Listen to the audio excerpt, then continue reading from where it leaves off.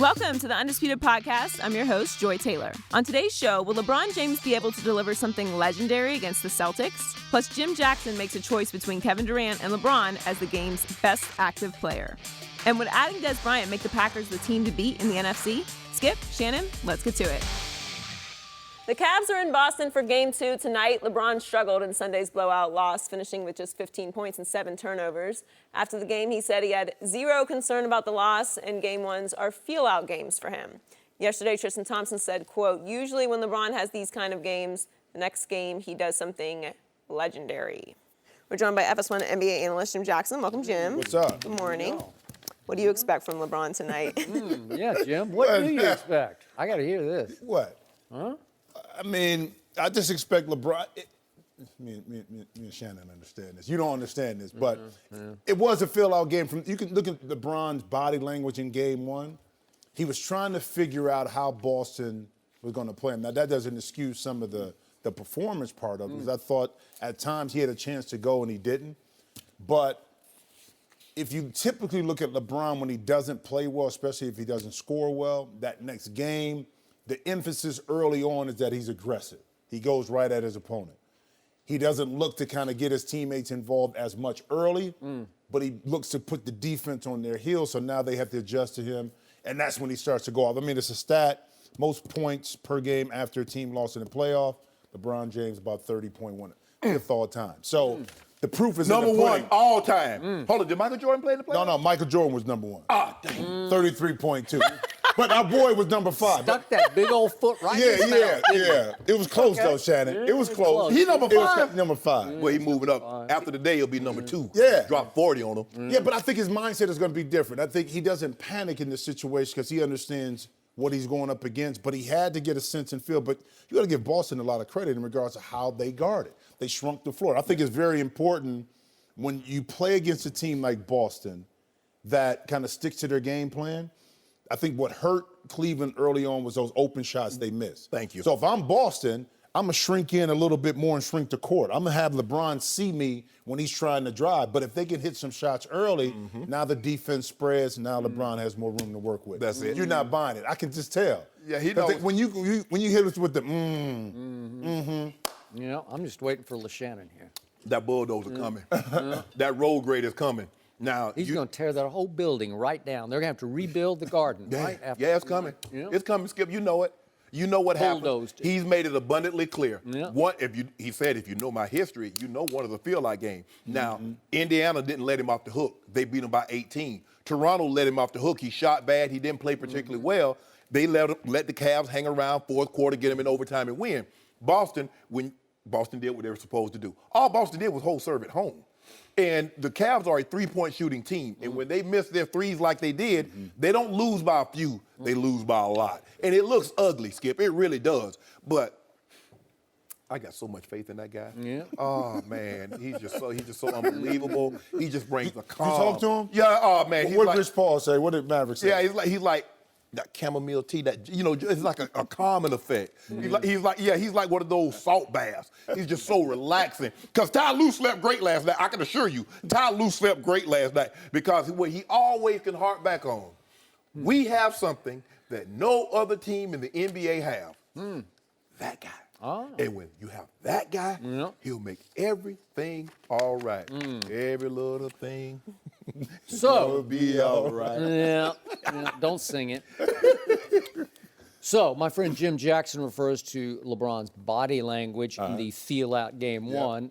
It was like a dead language to me. Like I saw lifeless. I didn't even see any body language that I could even begin to interpret because he just didn't show up for that game. And he had his worst stat line of his entire playoff career across the board. I can just show you all the way from 15 points all the way over to 7 turnovers. It was not very good. So recent history against the Pacers and the Raptors would tell you he would explode in Game 2. I am here to tell you I have never seen anything quite like the build-up to this game tonight in Boston. In my time of covering the National Basketball Association that you played in for a good number, how many years did 14. you play? 14 years in the NBA. I've never seen the expectations built the way they have been to heap pressure on that man's shoulders for a Game 2 at Boston tonight, because the world expects not just great, they expect legendary. Yeah. They expect all-time memorable. This man is telling me at the start of this show he will play a game tonight. He will put up numbers that you will never forget, that people will be talking about for years and years to come against, let's keep this in perspective, the number one defensive team in the entire NBA for 82 games, a team that's 8-0 at home through the playoffs, and they are sitting back somewhere in Boston listening to this saying, really? He's going to do that to us? LeBron sat up there smugly after game 1 and folded his arms and said, I have zero concern. You have zero concern because you're paying zero respect to that team. And that team may be a little short yet on talent, but that team has all the talent. Yeah, well, they might not have superstar talent players, but they're talented. Well, they're down 2 All-Stars, right? Yes. Heck, they're even down Shane Larkin, who was a crucial piece coming off their bench. I'm just telling you, they lost Shane Larkin. If this was baseball, we talking about his dad, we talking about something else, but Shane Larkin would play 15 minutes a night, and he came in and gave him good minutes, good defensive minutes. This team has all the right intangibles. It has high basketball IQ to match LeBron's, which is the highest, I think, in basketball history. It has basketball backbone. It's well taught. It's well schooled. It knows how to be in the proper places at the proper time on defense. They took Ben Simmons completely out of that previous series, and I know he's just a redshirt freshman. Okay, but I'm just saying, I know LeBron's 15 years in this league, but I've never seen predictions that somebody would be legendary going into a game of this magnitude against that team and its building with its tradition. Those Boston fans are going to be out of their minds tonight. The decibel level in that building will be ear-piercing. They're leaving early. They're going to beat the traffic. All right. They beat the traffic. But see, Skip, let's go back. The pressure. What pressure for LeBron James? His greatness was pressure when he was 18 years old. The next come. He's been dealing with pressure his whole career. That's nothing for him. But I've never heard anything like this build-up. But that's fine, because for him, the number one thing for him is figuring out ways to dissect that defense. And he understands that he has to get his guys to knock down shots, but also he has to be more aggressive. Game 1 for him, looking at it, is like, listen, I know that if we shoot the ball well, we take care, we can beat this team. The issue is that you go in and you win. Celtics got to be more concerned. You give up game 2, you haven't played well on the road. So it's more pressure on Boston to have to win this game to keep it 2-0 instead of 1-1. Now have to go on the road and win, which they haven't. Okay, but now, here's the thing. With the Celtics, I love Brad Stevens. I said this from the beginning. Game planning-wise, what they're able to do with their young men, not having the 2 superstars, how they game plan, how they share the basketball. Of course. I mean, they've done it all year, even when Kyrie was there. So they built something. But we're talking about a LeBron James who understands the pure dynamics of how to dissect a team. Okay, you're going to play me over here? Okay, now I'm going to get you in the mid-post. I'm going to get you in the post. You're going to have to come double team and make shots. At the end of the day, LeBron can only do so much. His teammates can't be forward for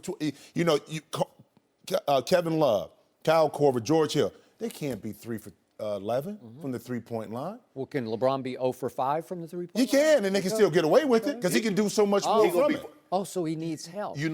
That's interesting. Well, Michael Jordan needed help. He needed from Scottie Pippen. Only LeBron is not allowed to have teammates. Everybody can have teammates. LeBron not. But game 1 is like LeBron analytics. What we do is our team, we gather information. So that way we digest this information. We'll be able to regurgitate it on tonight. But I promise you, Skip Bayless, when you come in here tomorrow, I got a surprise for you. Yeah. I got a surprise for you, old Skip. Oh, my good friend Skip.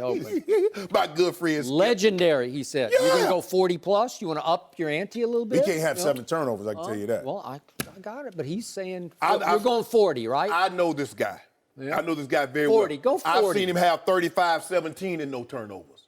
I've seen him have 43-14 with 1 turnover. Shannon Sharpe, I'll put you right on the hot seat right now. I will bet you a whole case of Diet Mountain Dew he does not go for 40-plus against this team in that building. Want to bet? You don't have any faith in your man. I don't get it. I already gave you my stat line. I don't. Once I give you my stat line, that's what it is. Well, have some guts. It's close. You said 38. I'll go 40 plus. Well, it's just 2 more points. Make it a big old round 4-0. Big 4-0. 38. No, come on. You got to have I mean, some guts. think about it. Because You know why? Because you know I'm right. Because we look back, see, everybody's stuck on recent history.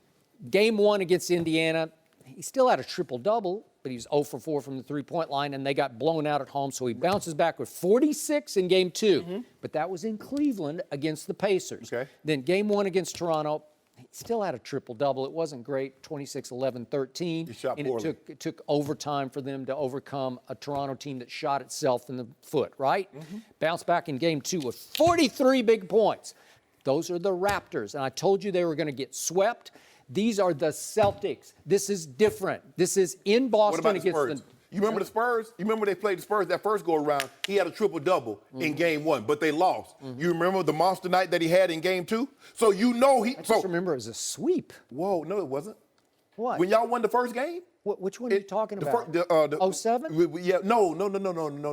07 was You know a when we sweep. was down That was the 0-1? first go-around. No, Skip. Oh, that didn't count? In 2013. I guess it didn't count. Game I guess 7. You're great. You just erase Game things 7. from the memory No, bank. he was a baby. He was a baby. Oh, he's a baby. so it didn't count. Yeah, he's a baby. Oh, that was like AAU ball. Yeah, he's a baby. Yeah. 22 years of age. How many other 22-year-olds you know led a team to the finals other than Magic Johnson? Oh, my bad. Got swept. I thought he was the greatest of all time. I don't know. He got swept. He wasn't then. He is now. Like Michelle and Degocello said, Joy. Interesting. If that was your boyfriend, he wasn't last night. So all I know is LeBron will have 28 points, 10 rebounds, and he better have 14 assists. Can I take the 'cause he over needs on to that? Huh? Oh! Can I take the over? No. I want to take the over on that. No, I'm going 28. Can I He bet you the All over? I care, what have I told you? The 14 is what I care the most about. I need 14 assists, and I need the shooters to make some threes. Jack want to go to over on the Can I points. take the over on that? No, I'm not going to take it. Why you won't? You want to bet me, but you won't bet Jack. Well, you're the one who stood up and said legendary. No, Tristan Johnson said legendary. I just co-signed I'm it. rooting for the Cavaliers. I got them in 5. Okay. So I need them to win 4 straight games. I just want to root for the over. Well, I'm trying to take expectations off, so I want to lower That's LeBron expectations. James. That's LeBron James. Expectations will never come off. Never LeBron come James. off. Okay, I'll do that if you'll do 40. Nope. Why not? Shannon He has nothing to do with our bet. No mercy. Hey guys, it's Joy Taylor. Before the show moves along, I wanted to talk to you about Buffalo Wild Wings. This time of year brings us 2 things, graduations and Father's Day, and the gifts that go along with them. Before you buy Dad another tie or that grad a balloon that will probably float away, ask yourself this. Does my dad or grad like wings or sports, or better yet, both? If the answer is yes, then get them a Buffalo Wild Wings gift card. Right now, if you purchase $30 worth or more in-store or online, they'll give you a $5 bonus to keep for yourself. That's a gift that gives back. How generous of you. Buffalo Wild Wings, wings, beer, sports. Terms and conditions apply. Now back to the show. No mercy. LeBron might be carrying his worst supporting cast ever this season. Bleacher Report ranked every NBA Finals team in history, and they say this year's Cavs team would be the 3rd worst ever. The ratings are based off offensive and defensive statistics. LeBron has been great so far in the playoffs for Cleveland, but no one else on the team is averaging 15 points per game. Shannon, do you agree with the ratings? What you looking down for, Skip? I'm not Everything you need to know. Everything's looking up over here. Everything you need to know is on this side of the table. I've been telling you this all year long. Absolutely, Joey, absolutely. It would be nothing short of a miracle. Feeding Nothing short of a miracle? Feeding multitudes of people with 2 loaves of bread. That kind of thing. One of these days we're going to get struck by No, lightning. we're not. I'm Yes, telling the we truth. are. You know it too, Skip. Shannon Sharpe saying that. You know it, Skip. You know what he's up. Hide under the table here for a while. Skip, being truthful, you know this team really has no business being as far as they are. You consider that no other player other than LeBron is averaging more than 15 points a game. Let that sink in. In the first round, he didn't have a guy hit the 20-point total. Now, by contrast, Celtics got 4 guys averaging at least 16 points a game. I was looking back at it as like, wow, is this team worse than the 07 team that he took? Skip is close. But I can see why they would rank this team of all the teams that's made the NBA Finals. I can see why they're 3rd worst. when you look at this team and what they have offensively outside of LeBron, and you look at what they have defensively even with LeBron, yes, Skip, there's no question about it. But if I'm Dan Gilbert, there's no chance LeBron James ever sees this article. Because if he were to see this, there's no chance he's staying next year. You know, once again, this is another classic LeBron apologist argument and case. We're back again. We can't get away from this case you keep making. Poor LeBron just doesn't Bleacher have Report enough made the help. case. He doesn't have enough help. Well, he's a LeBron apologist. Whoever came No, up don't do with that, this, Skip. Don't do yes, that. it is. LeBron defender / apologist. That's what we're talking about. This team just swept the #1 seed in the Eastern Conference. The second best team record-wise in the NBA this year just got swept by this team. And they fired the coach. Oh, okay. So help me out here because I don't know which side of mouth you're speaking out of today or this moment because one day you're wearing a goat mask telling me he's greater than Michael Jordan, right? He's the greatest player in the history of the NBA. Okay. And then the next day you're telling me that he's still the best player on the planet right here, right now. Well, only 5 can play at once. So if you have that guy, how can you be the worst team to ever play in an NBA Finals? Help me out with that because I can't put 2 and 2 together and make 4. Because it shows just how great he is. I was looking to see where those Michael Jordan teams, where they ranked as far as being worse. And I didn't find any of those on the list, but that's not what we're talking about here today. We're here to discuss LeBron James. And it goes to his greatness and what he's able to do because you know, I know, and everybody that's watching, all 5 million people that's watching this morning, Jordan, know that if LeBron James was not on this team, they would be hoping to land DeAndre Ayton or the kid from overseas. What's his name? Luka? Doncic. Luka Doncic. That's what they would be hoping for. But because of LeBron and what he's able to do and his greatness, this is what's possible. So not only does my partner across the table say this is the greatest player ever, but he played the most minutes in the regular season, and he has also played the most minutes in the postseason, has LeBron James. And so it's the most not like points. he's on reduced minutes. You're getting full force LeBron James into 15 and years, he's averaging right? more points and more assists than anybody else in the playoffs. So if only 5 players can play at one time, and he's averaging like 40 minutes a game, and there are only 48 in the game, then you would say you have the best player who ever played playing the greatest basketball of his life, says you. And you're telling me it's still the worst team ever to make the finals if they in fact... You said he's playing 40 minutes a game, and there's 8 minutes in which he's not playing. Can you tell the people at home what's going on in the 8 minutes in which he's not playing? You know! What is your research? No. I'm asking you, Skip. Can you please help me out? I don't know. I gave Steve I don't even care. I gave Steve the night off, so I need you to help me. I don't think you gave him the night off at all. I think I need a little help. I think he was giving you every argument. So go ahead. You know what happened. You saw this last year. They have a 12-point lead. He rests 90 seconds. He comes back in the game. It's down to 2. He can never take time off. And what they're saying is that when you look at it, and you know what I noticed? I noticed you love analytics when it suits your argument. So they're giving you these great analytics of why LeBron James Nobody's giving me anything. I go find them. Well, you're not no analytics guy. You're an English major. You don't know anything about numbers. Leave the number stuff to me. But anyway, anytime they have a compelling argument to help LeBron or show LeBron is the GOAT and the why he's able to do what he does, you don't like the analytics. Now, analytics that maybe supports your argument, you love those. LeBron James is the GOAT. This team isn't very good if he wasn't on it. And if he were to get this team to the finals, it might be the greatest thing ever accomplished in the NBA. Really? Second behind Dr. Naismith inventing the basketball. Speaking of those 8 odd minutes that he doesn't play, the LeBron apologists, starting with you, number 1, want to sweep this under your little LeBron rug that you have over there that you sit on. How about those crucial, is actually about 5 minutes against the Indiana Pacers in crucial Game 7, win or go home Game 7, in which LeBron James mysteriously came up with some sort of, I don't know what it was, cramp, quote unquote. I don't know what it was. He walked to the locker room. He checked out of the game. He came back and sat on the end of the bench for a while, eating an orange. I don't know. Maybe he's just dehydrated. I have no idea, but I couldn't see him limp. Whatever. In that stretch that he was not playing, Guess what, Joy? He's got a 5-time All-Star who took over the game. Just took it over from the Indiana Pacers. It wasn't Victor Oladipo who took it over. He registered zeros across the board stat-wise in the time he played while LeBron was out. Kevin Love took over the game and made 2 huge threes and a mid-range jump shot that LeBron has a hard time making.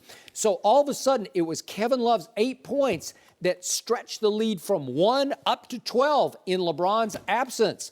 Wow, how is that possible? It's because Kevin Love's a really good player. 5 All-Star teams he's made. He's so good. Interesting. Nobody was willing to trade for him over the last 2 seasons. Okay. You know that, I know that. But here's the thing, though, Skip. Well, before LeBron checked out, do you mind telling people the stat line that he checked out with? He had 30. You know. Maybe the pressure is mounting. I don't know. Skip, don't do that. Well, I Skip, don't know. Do that. Don't Well, it do was that. weird. Still Skip, unexplained to me. It's not unexplained because you got a big man playing that. Nope. First See of him all, limp? I didn't see him limp. But go ahead. just because you don't see something, you don't know what's going on. See, Skip, stop doing that. Yep. You need to stop. So, also playing with LeBron James right now is this guy named Kyle Korver, who's one of the greatest three-point shooters in league history. Do you realize he's made the 4th most in the history of the NBA three-point shots? That's Ray Allen, Reggie Miller. You know, those are big guys, right? How many teams he's been on? I don't know. You know. What's it matter? He's on the team right now. He's getting to play with the guy. No, not the team. He's playing with the guy. Yeah, that was the guy where LeBron picked up at the phone 2 trade deadlines ago and said, "Commish, I need help. Get me somebody." Whoa, Kyle Korver? hold on. Yeah. Why are you mentioning Kyle Korver? When you said Kyle Korver should not have attempted that shot in the 3rd quarter. You remember in the 4th quarter? Yeah, because you're the greatest, quote unquote, greatest player ever. You take that shot. Whoa. You take it. You Or just do you told not me- have the guts? You just told me that he has the 4th most made threes in NBA history. Yeah. And he has Has he ever taken one in the NBA Finals that really mattered? Michael Jordan No, but never he's took a made shot in the bunch of NBA big ones. Finals until he took a shot in the NBA Finals. No, he taken one in the finals of the NCAA tournament. That doesn't count. Yeah, it does. Carmelo Anthony Big. took one. When's the last time he took one in the NBA Finals? Carmelo didn't take that kind of shot that Michael All I'm took. saying, He's a freshman. All I'm saying is, Skip, nobody has done anything until they actually done They something. swept the Raptors. I can't believe we're even having this They're the conversation. baby dinosaurs. Okay, so is LeBron not all that then? Are we saying he's really not that good? Is he being overrated? All is that what we're saying? then some. Huh.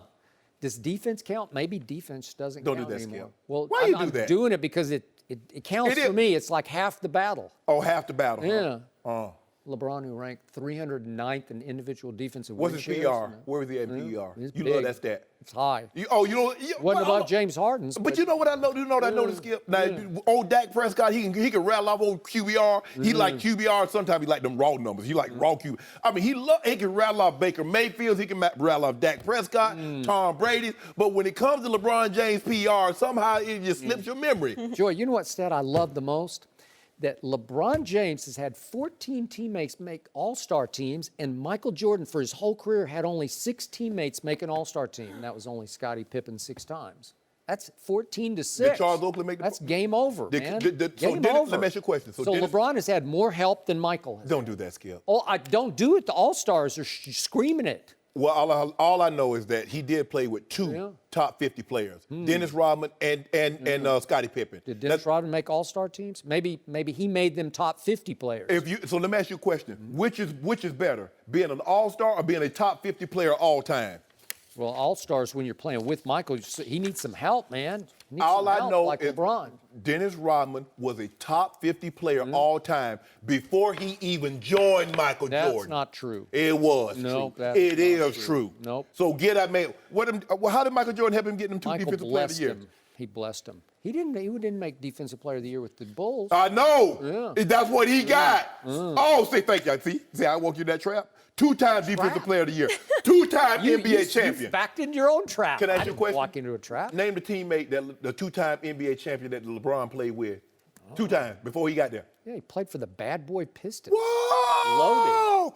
Oh, they did what? They kept Michael Jordan with a headache. No mercy.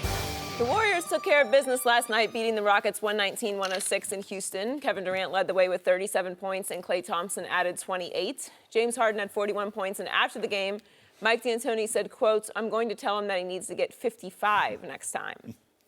We're joined once again by Jim Jackson. Jim, how can the Rockets fix this? Well, you need more than, 55 is not the number. I mean, that's the issue with Houston. And I heard you guys talking about this, the one-on-one basketball. If I'm a defensive coach, it's so easy to guard from, Well, let me correct that. It's not easy to guard Houston, but it's not as challenging. It's easier. It's easier because of the isolation basketball. Listen, I was fortunate to play for Mike D'Antoni in Phoenix.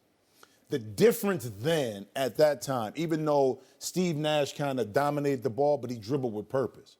Okay, it was that high pick and roll, that side pick and roll, the middle pick and roll with Amari.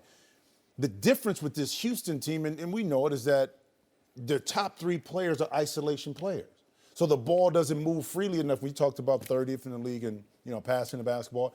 It's a difference. So Golden State's top 3 players, they catch and shoot. Yep. They move well without the basketball. They don't really need to go one-on-one unless they have to into the shot clock, which makes it more challenging to guard. So you're saying, okay, well, defensively, Jeff Budenholzer did a great job with Houston defensively over the last 2 or 3 years. What do you change? I'm saying it's not the defense. To me, it's how they operate on offense. Sometimes those isolations, quick shots, leads to Golden State getting out on the fast break. Their offense, you can't change it now, but they're going to have to figure out a way to slow that tempo down a little bit more. They came out, I think, at the beginning of the fourth quarter, and James Harden was on the bench. They ran a well-executed play. It was a misdirection. They got a nice little jump shot. I'm like, why can't they do more of that? Why can't they make Golden State have to play a little bit more when they play side to side like Golden State is doing with Houston? But to me, that's the biggest key for Houston is that isolation basketball against Minnesota, that works well. Yeah. Against Golden State, it's not going to work. I don't think it's their offense. They can score plenty enough points. It's not the point. But their offense is their best defense. Right. You see what I'm saying? Their offense puts their defense in situations like in fast break, 3-point shots, that now they can't recover because when the isolation guy's just standing around, there's no movement. Okay, you on offense, your offense is rolling. What you gonna do about those 27 3-point shots that you let Golden State get off that was open or wide open? Well, and a lot of them came in transition, though. That's what I'm saying. Because think about this. Draymond Green hands the ball off to Klay Thompson like he's a running back, Skip, and heads up court. Nobody's in the screen. No Houston Rockets in the screen. Right. He knows what's going to happen. And that's the problem. Okay, you built all year long, Daryl Morey, the general manager, and they talked about, we got the blueprint. We're going to get off 53s and we can outshoot them. Okay, if you think you can outscore them, I know they can average 30 points a quarter. Can you? Because think about it, they got these guys, these great shooters in their prime. They got 2 MVPs in their prime.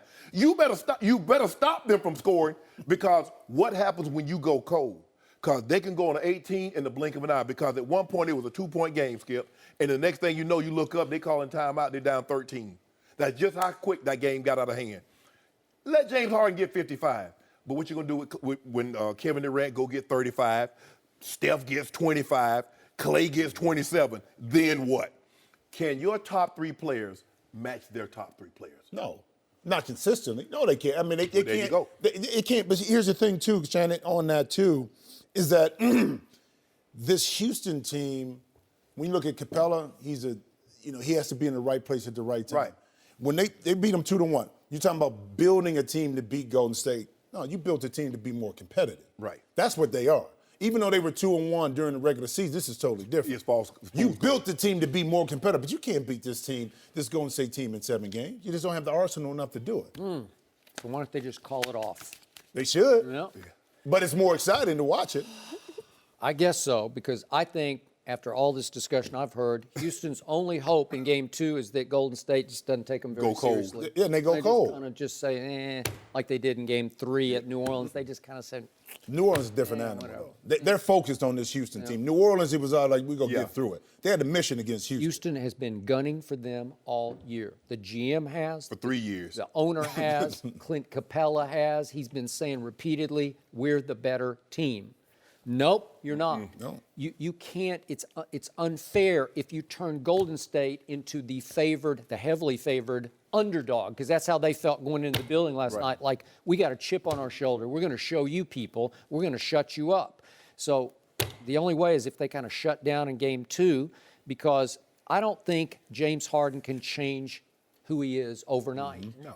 But the crux of this problem last night was that Kevin Durant touched the ball 34 times and James touched the ball 33 times. Okay, so fair is fair, even Steven. Only 6 times did Kevin Durant hold the ball more than 10 seconds. James Harden, 33 touches, 28 times he held the ball more than 10 seconds. It's dribble, dribble, dribble, dribble, in and out, dribble, dribble, step back, dribble, dribble through the legs. You know how he goes. And after a while, it's pretty to watch. It's entertaining to watch, especially when he steps back and makes a three. Right. Or if he gets to the rim and does some big whipped cream shot at the rim, which he is highly capable of. He is highly entertaining to watch. Right. But his teammates are also having to watch long series of dribbles. And they had 3 shot clock violations last night. And you'd say, well, you're trying to hold the pace down a little bit. It doesn't help you. Right. Because Golden State is running on you when they have the opportunity. So Golden State outscored them on fast break points 18-3. So they got virtually nothing in fast break. They kind of turned into a dribble, dribble, dribble, isolation, James Harden special team. It won't work against these guys. They're too smart. So they put Steph on him. And Steph says he's still not 100% with his MCL sprain, so he can't go side to side, but they don't care. Okay, so let James score 55 in game 2. Do you think they're worried about that? They'll just offset it. They'll run, they'll shoot. And the thing you mentioned, Skip, is that when James Harden is doing that and he get laced in the shot clock and he doesn't have anything, he passed the ball to Ariza. Ariza got to jack up a shot. He's like, well, what you want me to do, coach? It's 1 second on the clock. Or Tucker. Gordon took a 40-footer 3 early in the shot clock, hit number back. I'm like, bruh. I know. But it puts their defense in a bad situation. Yes. But think about this. Both teams made 13 threes. But what kills you with Golden State is that they get you with the 2-point shots because they're backdoor, they're cutting. Yes. They're tougher to guard. All those little things when you're talking about, and Houston can say all they want about, and listen, when we play, and Shannon, you know this, the big dog on the block, that's who you want to play. That's who you want to build up to. Yeah. But you got to be built really intrinsically, mentally, to beat a team like Golden State for 7 games. You got to be able to move the basketball. You got to be able to share the sugar, so to speak. You got to be able to have multiple ways to score. This Houston team, as good as they are, is still limited to Chris Paul and also James Harden breaking down the defense and going one-on-one. And it's different ways you do it. Steph does it. He breaks down the defense. So does Kevin Durant. But it comes off of movement. They catch it on the go. Yeah. Now they force you to have to guard and put you in situations where you're not comfortable. If you look at Golden State bench players was 8 of 12. Nick Young was the only one that's off the bench that shot a 3, attempted a 3. He was 3 of 5. You look at the Rockets bench, 6 of 13, 0 of 6, 2 of 5, 0 of 1, 0 of 1. And only Nene didn't attempt a 3. You're not going to win with that. You're not going to win with those kind of stats, Skip. Well, I mean, Eric Gordon had 15 points. That's okay. But you're hoping that Gordon, like I said, I don't think Gordon has played well this playoff. Yeah. He's not shooting the 3 ball, because Skip, he was 6th man of the last year, and he was unbelievable. And he's had some big games, but he hasn't been that consistent force for them off the bench that they'd hoped for. In order for them to beat this team, instead of those 13 threes, that need to be around 18 to 20. That's the only chance they got. Because that's what Daryl Morey and D'Antoni said. We're going to put up 53s. We're going to hope to make 20, and then we'll see what happens. I mean, they led the NBA by 200 3 attempts. Yes. So they're just shooting them from everywhere, and they actually got outshot in attempts last night by Golden State because they're trying to sort of slow it down. And the scariest thing of all for Houston going to game 2 is that Steph Curry was pretty quiet last night. Isn't that a luxury, though? Huh? Isn't that a luxury if you go and stay? He went 1 for 5 from 3. If he makes 6 or 7, you're really. But if you look at Golden State, Skip, really they only have one guy that's really looking to take you off the dribble. That's KD. Everybody else is moving without the ball, backdoor cutting you. They're back screening for him, and they're getting wide open looks. Now, if you hug up on Steph will go by you occasionally, but that's not what he. KD's really the only guy that they have that's looking to put the ball on the floor and can get to the rim. Everybody else is a jump shooter, backdoor cut you. And silly me, I thought at the first of the game, Draymond Green had gone completely over the edge. He gets that technical. I think he set the tone on that. Well, maybe he was trying to set the tone. I think he was. But he was. That was then real he had close, that foul though. on I know, it was P.J. real Tucker close. over in the corner. Yeah, that was real close. Point. Skip, they could have gave him an early talk. They could have get. Well, he's lucky, too, that tech didn't count as a personal foul. Because if it did, that would have been 2 early fouls for Draymond, and he would have been out the game. And you think about this, you're talking about ancillary players. During the course of the season, when Houston beat Golden State, you talked about Aaron Gordon. He had 30 and 33. Yeah, he was huge. Right. Okay, but again, what do you do in the playoffs? You make adjustments. Okay, can Houston make enough offensive adjustments to get more movement to force Golden State to have. I thought they did a good job of putting Steph Curry in situations where he had to switch. Right. But they didn't take advantage of it fully enough to really make Golden State pay for it. Yep. You know what I mean? And that's going to be the adjustment. I'm real interested to see what Mike D'Antoni does offensively to try to get more of these guys involved and kind of get the ball out of the hands of James Harden at times. James, I need you to pass the basketball. Well, think that's going to go over? Well, he can. James has shown that he can be a facilitator. Right. And to me, if I'm a scorer, if my guys are getting off, it makes my job easy. easier. It makes my job a whole heck of a lot easier. Well, I think D'Antoni's plan is for James to get 55. 55? Yeah. He might need Or 60. well, he needs 50. Well, he better get 55 and 15. Because 55 alone and 3 is not going to cut it. No mercy. Kevin Durant was unstoppable last night, scoring 37 points in the Warriors' Game 1 win. KD is averaging about 29 points and 7 rebounds this postseason. Over in the East, LeBron is coming off a bad Game 1 in Boston, but he's been dominant in the playoffs, averaging about 33, 9, and 9. We're joined once again by Jim Jackson. But Skip, let me start with you. Who's the better player right now, I already know this. LeBron or Durant? So let me enlighten the two people sitting across from me. One who's in the Pro Football Hall of Fame, one who played 14 seasons in the National Basketball Association, and both of them are blind witnesses who can't see the truth. Kevin Durant showed you in last year's finals, head-to-head with LeBron James, he's more valuable than LeBron because he won the MVP of the NBA Finals. And once again, right on time in these playoffs, he's showing you he's more valuable than LeBron James because of lots of factors that this man wants to sweep under his little LeBron rug, over the wine and gold rug that his chair sits on. Yeah. Can we start with defense? Because to me, defense counts in like GOAT discussions, but this man says no, it doesn't count, even though Michael Jordan made 12 first-team all-defenses to LeBron's 6, so it's 12-6. That's a lot. So let's go to Kevin Durant. Right now in the postseason, he's 6th in all the playoffs, all the players in the playoffs in defensive win shares, individual defensive win shares. LeBron is 70th in the playoffs, so he doesn't play a lot of defense anymore. Regular season, Kevin Durant was 5th in this league in block shots with the centers above him. Anthony Davis, Clint Capella, Miles Turner, and Joel Embiid were the only players above Kevin Durant in block shots because he is now the rim protector for the team that leads the playoffs in defense. Defensive efficiency is Golden State #1. Kevin Durant made 42% of his three-point shots in the regular season. That was a career best. And right now in the playoffs, he's making 90% of his free throws. LeBron has never even dreamed of making 90% or 42% from the three-point line.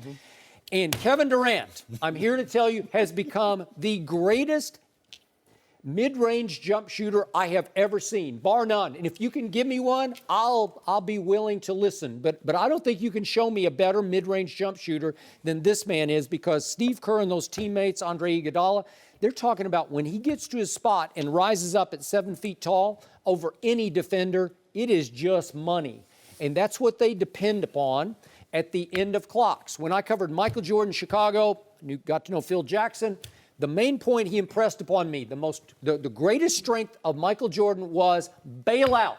End of clocks. When we're in trouble, we give the ball to Michael with 5 seconds left, 5, 4, 3, 2, 1. He creates a shot and often makes that shot. The ultimate nuclear weapon bailout guy right now in the NBA, and he's making a case he's the greatest ever, is one Kevin Durant. If I could read a quote from Steve Kerr last night on Kevin Durant, Kevin is the ultimate luxury. A play can break down and you just throw him the ball. He can get you a bucket as well as anybody on earth. You think about a couple of years ago in the finals, we couldn't quite get over the hump. Kevin is a guy that puts you over the hump. I don't know what you do to guard him. He can get any shot he wants. LeBron can't get any shot he wants. No, he can't. LeBron is the ultimate luxury. You know why Skip better see this? No, this sorry. phone case? Yeah. This is a luxury item. I don't need it, but I can't live without it. That on LeBron James, you know what I'm saying? Joy Taylor, LeBron James, you don't need him, but you can't win without him. If you don't mind me asking, Skip, you say you love defense. Can you tell me how many first-team all-defensive teams Kevin Durant's made? No, I don't know. Hold on, you just touting his defensive status. Now, He my just guy. arrived. Whoa. He just took the mantle last year. Whoa. He just started playing defense. He hold on. never played defense in Oklahoma City. Oh, thank you. See, Wait, well, can you refute 6th in the postseason versus 70th? I'm going to go there. So LeBron's just quit playing So, defense. Kevin Durant's We're talking about right now. Okay. We're not talking about career. Well, that's what you say. We're talking about who's more valuable right now. Kevin Durant. I told you, he assumed the mantle. LeBron James. See, guess what, Jack? We get to have these discussions. Only way Kevin Durant can get close is when LeBron James has an off game. That's not true. Hold on, Skip. I've been telling you this all year. Skip. I told you this after the finals last year. Reclaiming my time. No. You gonna let me talk? Is it my turn? You gonna let me talk, Joey? Can I Don't talk? try to make some lame excuse. Whoa, Skip. Let me talk. Yeah. Let me talk just for a little second. This is LeBron's greatest playoff run ever. He's got 2 buzzer beaters, and he's still not more valuable than Kevin Durant. I'm sorry. All I'm saying is the game that Kevin Durant had last night, LeBron James has 5 of those this postseason alone. Now, if you want to take it back, now Kevin Durant over the last 2 postseasons, he has 5 games of 37-plus points. LeBron James got 10 of those. But in those games, LeBron James is also averaging 9 and 8, 9 rebounds, 8 assists. What team had the best record in basketball this year? Houston Rockets. Yeah. So game 1 last night was in Houston. Okay. Kevin Durant did that against that team in Houston. Kind of like what LeBron did the first 2 games of Toronto. Are you throwing me Toronto? They had the second best record. They're an embarrassment to the league. They're an embarrassment. So let me ask you a I question. told you it was going to be a sweep. I told you. So let me ask you a question. Yeah. They had LeBron swept a 59-win team. Okay, if the Golden State Warriors sweep a 65-win team, well, how good were the Rockets if they get swept? I don't know. This guy's nuclear. Go ahead, take it away. Nuclear weapon. Well, okay. I want to hear you bash Kevin Durant. I'm not bashing Kevin Durant. Totally 2 different players. MVP, most valuable. Yep. That's what you said. Defensively, Kevin Durant doesn't have to control and do everything that LeBron James has to do. He has the luxury of not having to initiate the offense, okay? He has the luxury of not having to carry the load of a team. So, of course, he's going to have – Do you know how many shot clocks they just give him the ball? He's going to have more opportunities on the defensive end to be better because he don't have to spend the same amount of energy. Okay, so – Energy on defense? Energy. LeBron doesn't even try to play. Because right now he has to do a lot more offensively to carry the load. Oh, so he needs to conserve his energy. He does. Now, you're talking about valuable player. So there's no doubt Kevin Durant is the better scorer. It's not even a question about that. Well, that guy's got a big question. But he's always been a pure scorer. Yes. Yep. And now you're talking about best mid-range game. Mark Price was pretty good in mid-range. Mark? Oh yeah, Mark Price. I know him well. Mark Price He's like was 6'1". Doesn't matter. We're not talking about height. You're talking about mid-range shooter. From Enid, Oklahoma. Mark Price was really good at that. Okay, so let's look at it like this. Golden State, you take KD and put him on Cleveland. Yeah. It's not the same. It's not the same. Yes, it is. No, it's not. No, it's sorry. not. Totally He different. can't do what LeBron does. Stop him. This is what Remember, you get to play in the East. It doesn't matter. East. The games are totally different. When I was younger, my father told me, he said, listen, when you get a job, you go understand the difference between what you need and what you want. Because Uncle Sam and his cousin Fiker go make sure things get taken care of. Yeah. There's 30 teams in the NBA. Yeah. Okay? Kevin Durant, scoring-wise, can play for 30 teams. That's what you need. With LeBron James, what you want, he can't because he controls so much. They're totally 2 different players. You're missing the point of when the points get scored. No, the point is this. Kevin Durant is a pure scorer.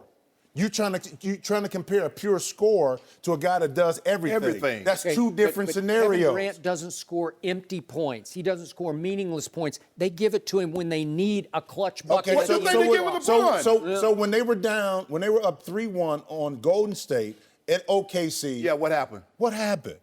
He was stuck What? with Russell Westbrook. No, that had nothing to do with it. If he's the MVP, Forget Russell take Westbrook. it out of the equation. It has nothing to do with it. It's a different level. Nope. It's not a different level. You're talking about no, it's not. Yes, it is. I know for a fact he left because Because what? Russell Westbrook was the primary ball handler. He dribbled the ball up and decided, I'm going to shoot it or I'm going to let you shoot it. Better scorer, better all-around player. What do you want? Do you want? I want that guy who can make the shot at the end of the clock. I'm going Kevin Durant. If I want better all around, I'm going LeBron. You got to pick one. Who you taking right now? LeBron. Oh, Thank he's you. a blind wit. Don't do that, Skip. Why you do that? It is. Why everybody? You guys aren't seeing what's going on here. Listen, I don't wear nuclear. glasses. I can still see. Nuclear. Yeah, it is. Yeah.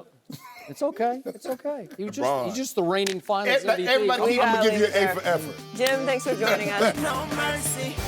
Des Bryant is still looking for a new team, and his former teammate Jason Witten predicted Des will end up in Green Bay. Witten told Adam Schefter that Des would have great chemistry with Aaron Rodgers. Right now, the Packers have the second best odds to win the NFC behind the Eagles, according to Bovada.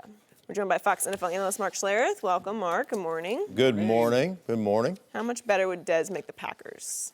I don't think it's so much that Des would make the Packers better. I think that Aaron Rodgers would make Des better. I think that's really what it comes down to.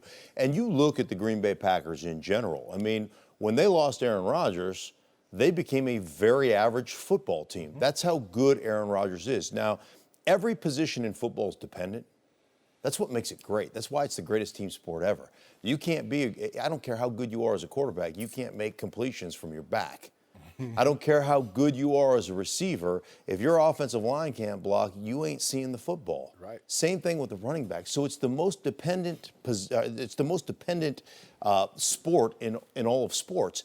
And I don't know that there's any more dependent position than the wide receiver position. Dependent on the O-line doing their job, dependent on the running backs doing their job, dependent on the quarterbacks doing their job. So this is really about Aaron Rodgers making Des Bryant a better player. Because the big criticism for Des when you talk to people within the league is he's never really developed his game. He was a physical phenom that really never developed his game. And when your physical skills start to diminish, guess what? You become a very average player. Well, when you have Aaron Rodgers throwing you, as Witten said, the back shoulder fades and throwing you open and putting a ball only where you can get it, you don't have to be a great route runner. You can rely on him getting you the ball in a position that you can do something with it. And I called the last game of the season for the Packers, and I know they were very disappointed. That's why they went through so many changes on the coaching staff.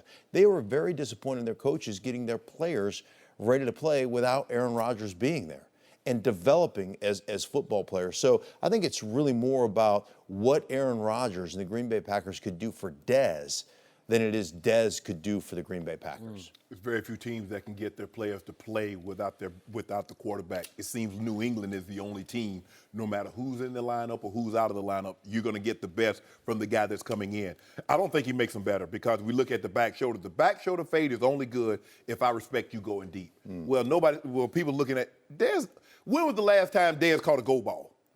When the last time he ran by somebody? So why am I going to play on his upfield shoulder when I'm not worried about him running by me? So I just play on his back. You know when it was? Seriously. It was against Aaron Rodgers in that playoff game. No. Well, I'm going. Oh, yeah. Oh, you're talking about 2016 at the end of the year at Jerry World. Right. He ran by them. Right. He got them back in the game with a big, deep throw catch. Go ahead. The guy hadn't had a 1,000-yard receiving season. Yeah. Hadn't had double-digit touchdown since that 2014. So all of a sudden, and the thing is, now you go from being the guy.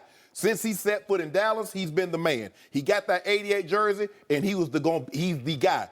You go to Green Bay, they got Adams. They got Jimmy Graham. They got Randall Cobb. They got Geronimo Allison. So where does Des fit in that hierarchy? At right now, he walks in there at best case scenario, he's the fourth best. So he's the fourth option. Well, you know when you're the fourth option, Stink, it's like being that second swing tackle. You don't get a whole lot of reps come game time.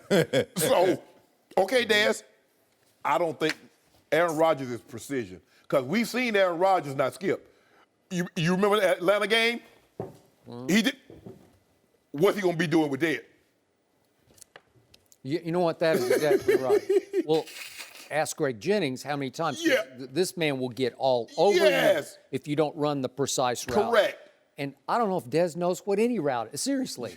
Like, has he ever really? Has Des done anything other than play X? No. No. He lined up in the slot a few times. Right, but he's an X receiver. He'd have to be lined up outside. The issue, though, or the good issue, I guess it would be for the Green Bay Packers, is that you do have all those other weapons. So if you're rolling coverage, you're rolling it to Allison, you're trying to figure out how to get Cobb, you're trying to figure out what you're going to do in the red zone with Jimmy Graham. So you're going to get that third corner over there on X, and maybe that helps you out. But again, I think it's not so much about what Des could do for Green Bay. It would be, what Green Bay could do for Des. So my worst nightmare has just occurred to me. What if my Cowboys somehow wind up in Green Bay playing another playoff game and Des catches the winning touchdown catch But he obviously drops it, but they review it and they say, no, he caught it. Right, we changed the He rule, right. We changed the rule, so he caught that. No, he didn't. He dropped it. Skip, No, that's what. if Dez Bryant were to go to the Packers and the Packers play the Cowboys and Dez catch the game-winning touchdown, I don't know what's going to happen to you. Skip. Well, I wouldn't you come. Can sit. I would, you coming? I would call in sick. No. We're going to do the show from your house. You doing that show Monday morning. From my bed. Oh, yeah. I'd Don't be worry sick about in bed. He's on his sick bed, but we doing the show. Okay. You roll in a desk right there and skip from his. You're not getting out of that one. Oh, no. I got a bad feeling about this. Because Aaron Rodgers hates the Cowboys. He loves to try to bedevil the Cowboys, so he would probably go out of his way to try to get Dez in the best position he could to make him whatever he has left to make him. He would maximize whatever's left. The problem with Dez is people keep hanging on to 2014 Dez, and he's no more. He now is what he is not. In the end, he can't separate. His body's broken down. The pressure mounts on him to just merely catch the footballs that hit him in the hands, and he led the NFL in drops last year. So you cling to what he used to be, and Devontae Adams is really good. He's their number one. Right. And Jimmy Graham is really good, and he's going to be their red zone target, right? So you don't really need Dez in the red zone unless you want to line them up on opposite sides and see if you can. So let me ask you this. So all of a sudden, he's not what he was in 2014 when he had a veteran quarterback helping him along, Plus, right? they had And a wavelength. They had a connection. They had a rapport. Okay, absolutely, right? And so now all of a sudden you come in with a rookie quarterback in Dak who's got his own issues, who's trying to run the ball and all those things. What if it is you get back into with a veteran quarterback who gives you the nuance, who talks to you in the huddle, that you do get that rapport back? Maybe. Even though that you've lost some physical skills, is that enough to get you back and your confidence back to playing at a high level? And maybe it's the fact that you don't have that nuance, because we all know that when you're around a great quarterback, and I was in the AFC Championship game when you asked John Elway what you want me to run, and John Elway said, hey, dude, how about you just get open on third down and win us a football game? Was this Right. in the huddle? Yeah. Oh, yeah, absolutely. Why don't you just get open? Yeah. What did you say? We're running. What you want me to run? I'm like, throwing my shoulders. He said, go get open. Yeah. So I go around there 6 yards, and I got open. Right. He threw me the ball. Okay. I caught it. Third and 5, right? Third and 5? Here's the thing, though, Skip. When have you ever known Aaron Rodgers to throw jump balls? He ain't Tony Romo. He ain't throwing. That's the reason why he has a high completion percentage and low interception rate. I saw him do it last year at Jerry World. Remember with Devontae, who's 6'2"? Yes. And little Jordan Lewis is about 5'9"-ish. But that's in the red zone, Skip. He missed him the first time, and he just told him, go do it again, and I'll throw it. I'll get it where you can get it. And he did a jump ball. He went up over him and snatched it. Tony Romo would throw the ball, jump balls anywhere on the field, not just the red zone. That's not Aaron Rodgers. That's why he has the lowest interception rate in NFL history, because he's not one that's going to put the ball in harm's way like Tony Romo, because that's what you said, Skip. You always go back to had a perfect game going against the Denver Broncos, and when you least expect He it, threw for what was it? 500, 505, 506, 506. and then he's going to be known for the interception at the end of the game, right to Danny Trevathan. Right. Yep. It's like when you least expect it, he throws it right to Danny Trevathan, and you're like, what happened? I will say this about Aaron Rodgers. The most accurate off-platform thrower I have ever seen, covering this, playing for 12 years and covering this game for the last 18, his ability to put it on the money, only where his receivers can catch it, is second to none. He's the only guy that you really want to keep inside the pocket, because you let him get outside the pocket. Well, you saw what he did in the playoffs against your team. Yeah. He can throw the ball over your head. He can throw the ball rolling left, rolling right, as you mentioned, change arm angles. He's the one guy. It's kind of like Brett Favre. We played in the Super Bowl. Keep him in the pocket. Okay, but he wants you to run your route precisely. Yeah, absolutely. If you're supposed to be there, you're supposed to be there on time. That's what most quarterbacks. I always look at Aaron Rodgers like a supremely gifted shortstop. A lot of people think about pitching and quarterback play, and that's just not the case, because you want to repeat your mechanics as a pitcher. It always wants to be the same. With him, his ability to throw off platform, so he gets a grounder right to him, his ability to gather it, keep his feet underneath him, get it over there. All of a sudden it's to the left or to the right, how he can adjust his arm angle, throw it under, whatever he needs to do and be on target. He's like an elite level shortstop playing quarterback, and the guy is he's unreal. Omar Vizquel. Okay, great. So why is he 5-6 since he won that Super Bowl 7 years ago? Defense. He's 5-6. The reason why Tom Brady lost that Super Bowl, when you give up 40-plus points, oh, yeah, that'll cost you a game. Really? Yeah, it will. Oh, yeah, you know.